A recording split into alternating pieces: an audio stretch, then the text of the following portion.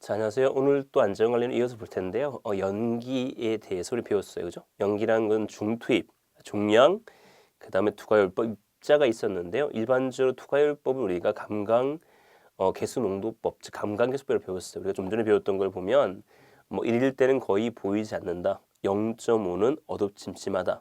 0.1은 연기 감지기 동작된다를 배웠죠. 그죠? 연기 농도 측정법이 되는데 중투입이 됩니다. 첫 번째는 이 중량 농도 측정이 되는 거고요. 그다음에 입자, 그다음 뭐다? 투과율법이라는 것이 있다라 보시면 됩니다. 이런 형태로 나눠질 수 있는 형태가 되는데 일반적 감강계수법이라고 할 수 있는 것이 투과율법이라 할 수 있다라고 보시면 됩니다. 그죠? 연기란 건 주로 이제 검은색이 나올 수도 있고 흰색이 나올 수 있는데 이 농도를 어떻게 측정할 거냐라고 봤을 때 중투입이 있다고 보시면 됩니다. 중량, 입자, 투과율법이다. 시험 문제는 이것이 근데 중량이 아니라 만약에 시험 문제는 질량으로 나온다라면 얘는 올바르지 않다. 이 형태가 되겠죠. 자, 이 형태가 있는 거고. 자, 이어서 우리가 연소가스를 배워볼 겁니다. 그래서 뭐 수증기는 물론 연소 생성물이 아니다 할 수 있고요. 자, 일반적 연소가스라는 것은 A라는 대상물이 이렇게 있을 때, 자, 첫 번째는 가장 위험한 게 바로 사실은 뭐냐면 연소가스가 됩니다. 가장 위험하다 할 수 있고요. 그 다음에 보시면 또 어떤 게 나오냐면 두 번째는 열이 나옵니다. 열. 그죠? 세 번째는 뭐가 나오냐면 연기가 나옵니다. 네 번째는 뭐가 나오냐면 화염이 나오겠죠. 일반적 이러한 형태가 있는데 이 중에서도 가장 치명적인 것은 바로 뭐냐면 연소가스가 가장 치명적이라 할 수 있는 것이죠. 연소가스라는 것은 일반적으로 여러 가지 물질 중에서 가장 치명적인 거다.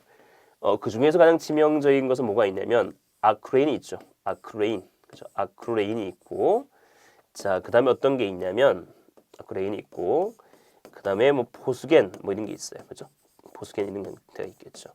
일반적 가장 치명적인 것은 아크레인, 두 번째는 뭐 포수겐 이런 순서라고 보시면 돼요. 이 형태입니다. 물론 이 연소가스에는 연기도 물론 포함이 될 수도 있고 여러 가지가 혼합될 수 있는데 크게 나누면 이렇다는 얘기죠. 연생성물은 연기, 연소가스, 열, 화염 이 형태에 있다는 거죠. 자, 가장 치명적인 것이다.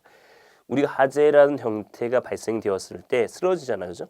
가장 치명적인 게 바로 뭐냐면 연소가스라고 보시면 돼요.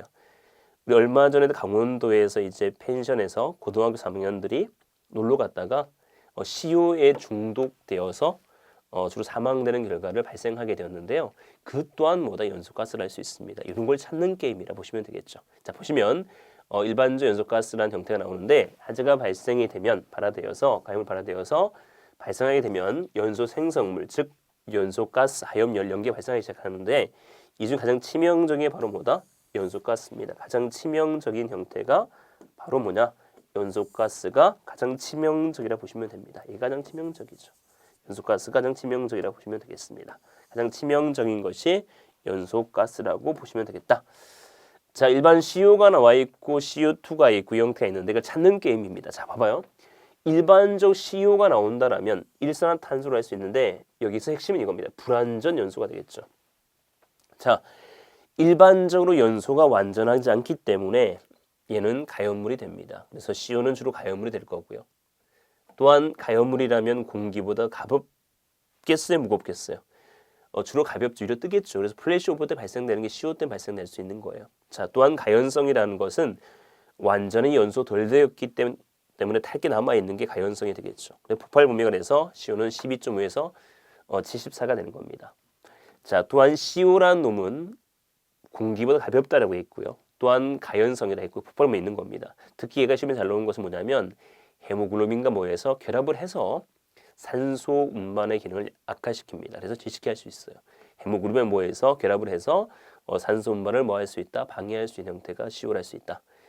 자, 두 번째는 이제 CO2가 나올 텐데 CO2는 완전 연소입니다. 불완 연소가 아닐 거고요. 정말 중요합니다. 얘들은 시험에 정말 잘 나올 수밖에 없다. 꼭 기억해야 됩니다. 자, CO2는 완전 연소하는 거고요. 완전 연소했기 때문에는 더 이상 탈 게 없겠죠. 얘는 불연성이 됩니다. 그래서 공기에 무거운 거고요. 우리가 일반적 CO2 같은 경우는 우리가 독성이 없다라 얘기를 할 수 있습니다. 왜냐하면 왜 독성이 없다 얘기하냐면 우리가 탄산가스를 먹잖아요, 그죠?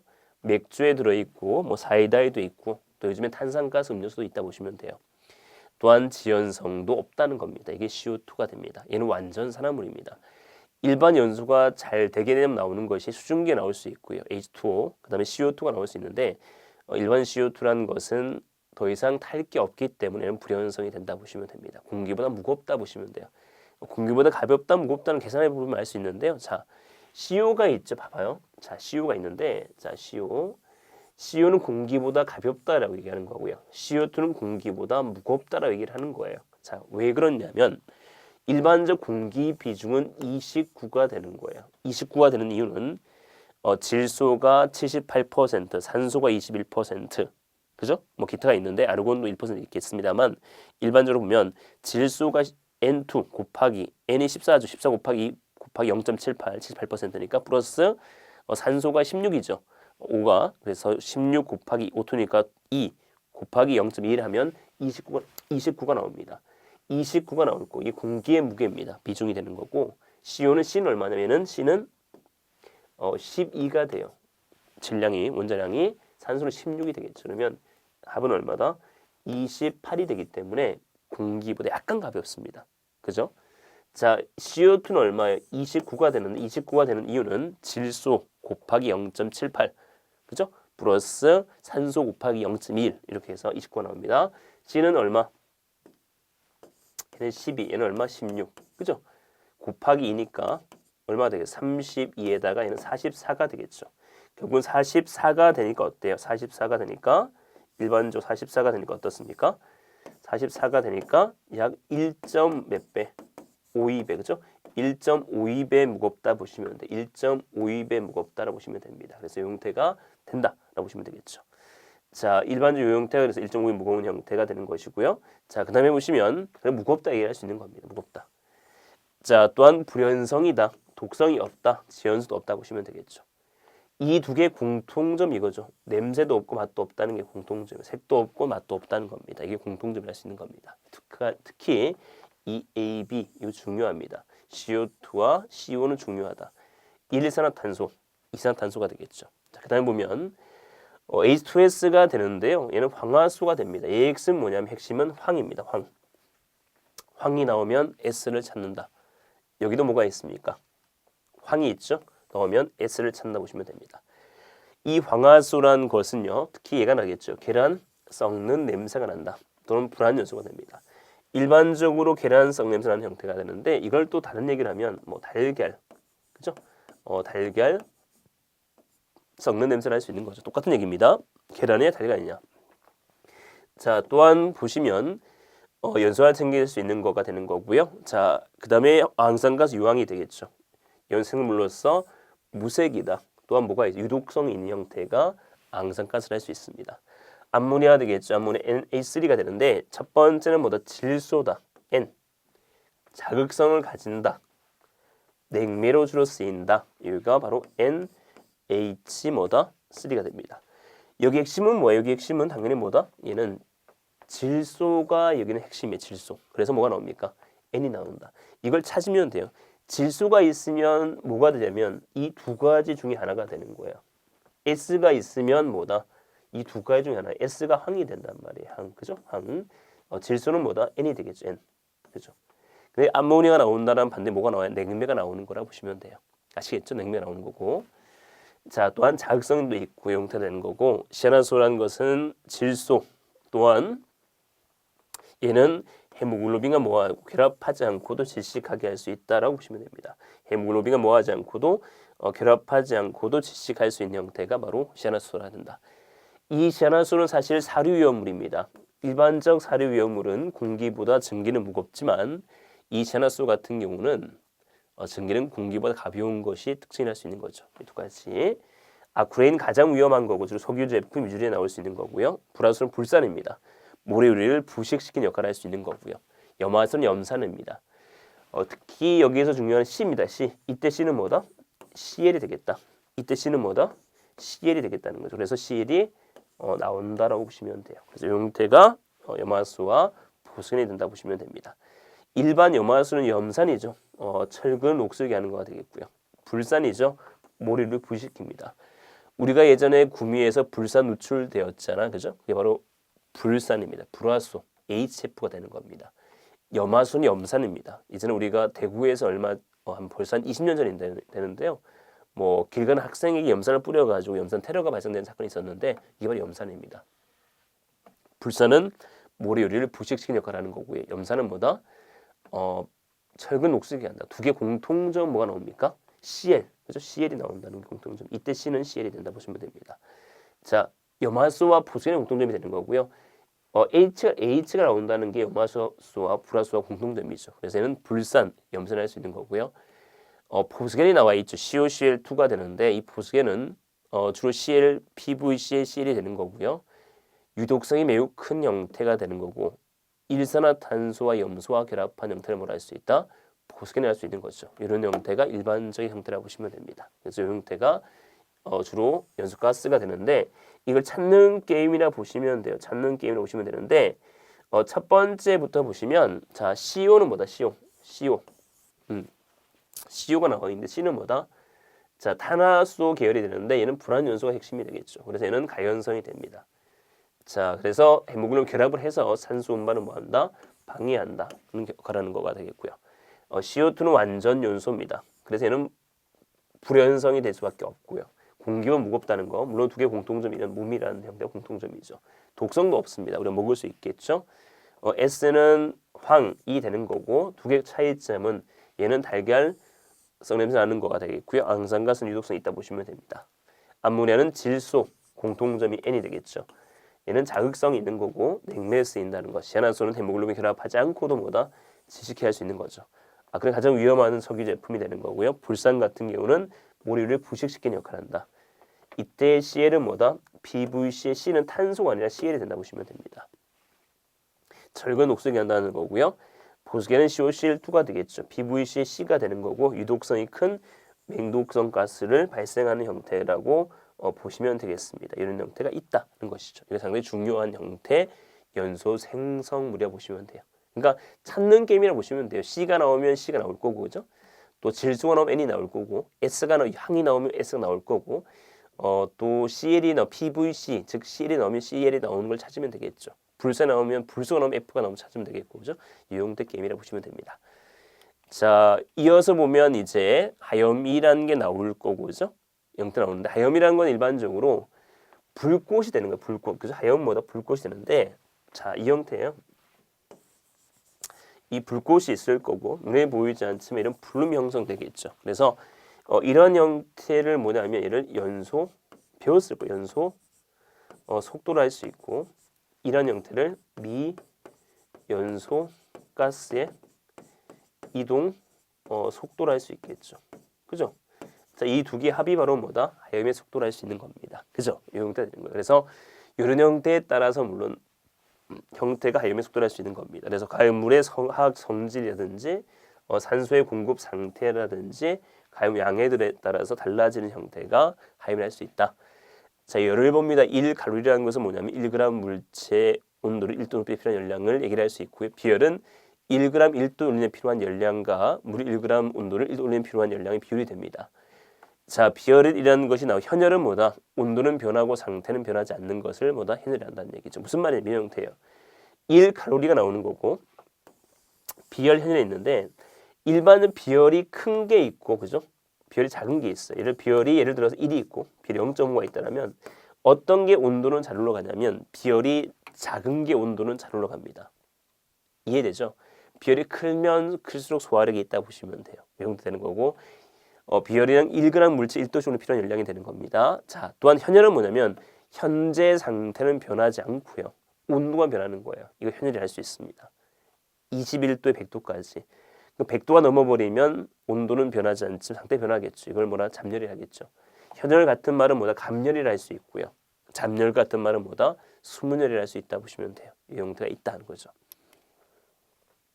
자, 이어서 보면 열의 잡열, 열용량, 증발열, 용열이 있는데 자, 잡열은 뭐냐면 온도는 변하지 않고 상태만 변하는 거죠. 자, 이런 비커가 있습니다. 여기에 제가 물을 담았습니다. 여기 온도를 가했죠. 자, 이렇게 가했다는 거죠. 자, 그러면 얘가 몇 도에 끓냐면 약 21도에서 몇 도에 끓느냐면 21도를 한다면 100도에 끓겠죠. 이 상태까지는 뭐야? 온도는 변하지만 상태는 변하지 않겠죠. 이게 바로 현열이 되겠죠. 자, 그런데 이 위에가 상태가 되면 뭐야? 상태는 변화하지, 온도는 변하지 않겠죠. 그죠? 이 형태를 뭐라 할 수 있다? 잠열이라 할 수 있는 겁니다. 100도 이상이 되면 액체는 뭐가 되겠어요? 기체가 되겠죠. 이걸 뭐라 한다? 잠열이라 한다 보시면 됩니다. 이 형태 알겠죠? 자, 그러면 잠열 같은 말은 뭐냐면 숨열이라 할 수 있겠죠.